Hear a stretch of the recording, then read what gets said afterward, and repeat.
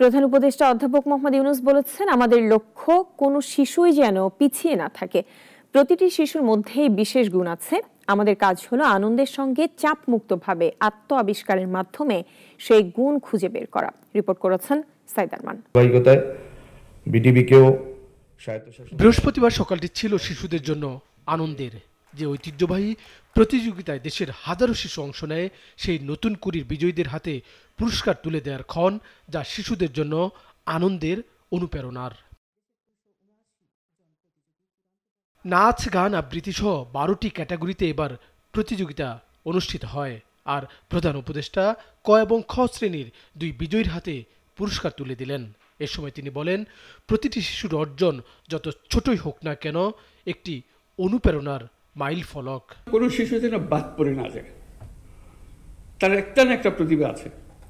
শুধু আমি একটা দিয়ে যদি মাপি, অনেকে বাদ পড়ে যাবে।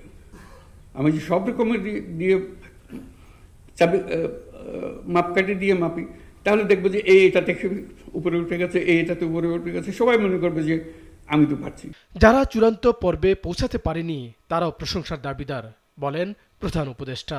তিনি বলেন, কোন শিশু যখন ভাবে আমি কেন না, তখন সেই প্রশ্নই তাকে বদলে দেয়, তাকে অনুপ্রাণিত করে আগামীতে চ্যাম্পিয়ন হওয়ার লক্ষ্য নিয়ে এগিয়ে যেতে। এর মাধ্যমে আমরা শিশুদের আবিষ্কার করার সুযোগ দিচ্ছি। তা না হলে সে যেমনি আছে এমনি থেকে যেত। তার যে আরেকটা স্তর আছে, ভেতরে লুকিয়ে আছে, সেটা কোনোদিন প্রস্ফুটিত হতো না।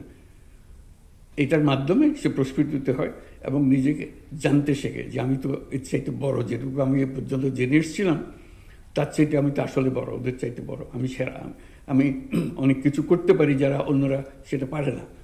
আমার মধ্যে এটা আছে। তার মধ্যে উৎসাহ জাগে যে কিভাবে আমি সামনে এগিয়ে যাব। প্রযুক্তি, বিজ্ঞান, ফ্যাশন ডিজাইন, উদ্যোক্তা উন্নয়ন, লেখালেখি, ক্রীড়া, এসব ক্ষেত্রে এমন প্রতিযোগিতা আয়োজনের আহ্বান জানান মোহাম্মদ ইউনূস।